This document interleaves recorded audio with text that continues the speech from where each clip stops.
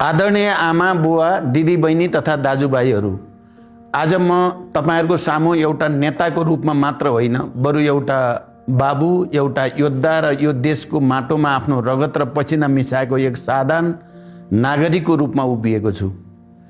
इतिहासका धेरै मोडहरूमा हामी सँगै हिँड्यौं। कतिपय ठाउँमा हामीले सफलताका ठूला उत्सवहरू मनायौं त कतिपय ठाउँमा हामीले अपूरणीय क्षति पनि बेहोर्नु पर्यो। आजको यो घडी मेरा लागि केवल सत्ताको कुरा होइन, यो देशको भविष्य र विशेष गरी मेरा युवा साथीहरू जेनजीका छोराछोरीहरूको सपनाको कुरा हो।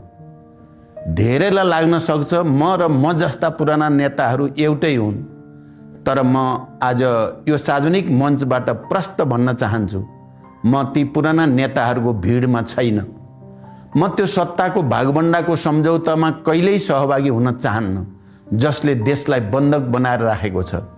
म फरक छु र म यो प्रमाणित गरेरै छाड्ने छु। मेरो काम र मेरो निष्ठालाई आज होइन भोलिको समयले प्रमाणित गर्नेछ। व्यक्तिगत त्याग र सङ्घर्षको भावना मेरो जीवनको यात्रा एउटा खुला किताब जस्तै छ। म त्यो पिता हुँ जसले आफ्नै आँखा अगाडि आफ्नो जेठी छोरी ज्ञानु र जवान छोरा प्रकाशलाई गुमाउनु पर्यो। म त्यो श्रीमान हुँ जसको जीवन सङ्गिनीले बीच बाटोमै साथ छोडेर गइन्। मैले समयको चक्रमा आफ्ना परिवारका सदस्यहरू मात्र होइन, हजारौं सहयोद्धा र सहयात्रीहरूलाई पनि गुमाएको छु। एउटा मान्छेले आफ्नो जीवनमा जे जति गुमाउन सक्छ मैले ती सबै गुमाएँ।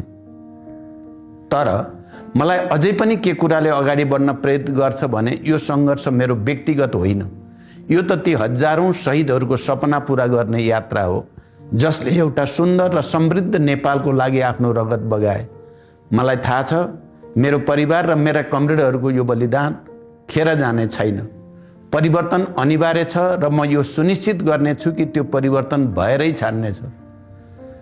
मेरा युवा साथीहरू, तपाईहरुले आज जे मागिरहनु भएको छ, भ्रष्टाचारको अन्त्य, पारदर्शिता र एउटा बलियो सरकार, ती मागहरू मैले जनयुद्धका दिनदेखि नै उठाउँदै आएकै माग र एजेन्डा हुन्।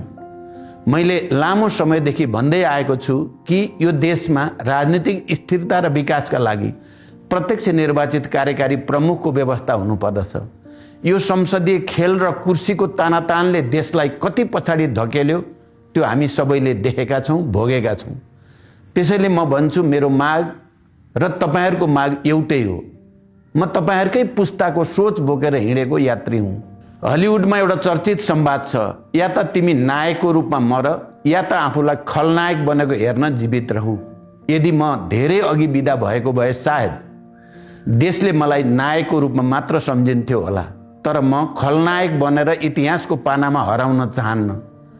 म यो देशलाई सही दिशामा नपुर्याएसम्म विश्राम लिने छैन। तपाईहरुले मलाई आज कुन रूपमा देख्नुहुन्छ यो तपाईहरुको स्वतन्त्रता र अधिकारको कुरा हो, तर मेरो अभावमा मेरो उपस्थितिको महसुस तब हुनेछ जब तपाईहरुले मैले कोरेका परिवर्तनहरूलाई भोग्नु हुनेछ। म हार मान्न तयार छैन किनकि मेरो काम अझै सकिएको छैन। म नयाँ विचारहरूका लागि सधैँ खुला छु। म नयाँ पुस्तालाई स्वागत गर्दछु र नयाँपनलाई आत्मसात गर्न तयार छु। तर एउटा कुरा याद राख्नुहोस्, हरेक चम्किलो चीज हीरा हुँदैन। आजको यो डिजिटल युगमा सामाजिक सञ्जालका भ्रमहरूले तपाईहरुलाई बहकाउन सक्छन्। कसैले तपाईहरुलाई सानो महसुस गराउन नदिनुहोस्। म यहाँ तपाईहरुसँग भोट माग्न आएको होइन, म त तपाईहरुलाई स्वतन्त्र चिन्तनको लागि अपिल गर्न आएको हुँ। प्रश्न सोध्न नछोड्नुहोस्, म त्यसको जवाफ दिन तयार छु। मलाई अझ बढी दबाब दिनुहोस्, म त्यसको सामना गर्न तयार छु, किनकि मलाई थाहा छ मेरो शक्तिको स्रोत तपाईहरु नै हो। हामीसम्म अर्को 20 वर्ष परीक्षण र त्रुटि, ट्रायल एन्ड एरर गर्दै नयाँ नेताहरू जाँच्ने समय छैन। हामीले गम्भीरतापूर्वक सोच्नु पर्दछ।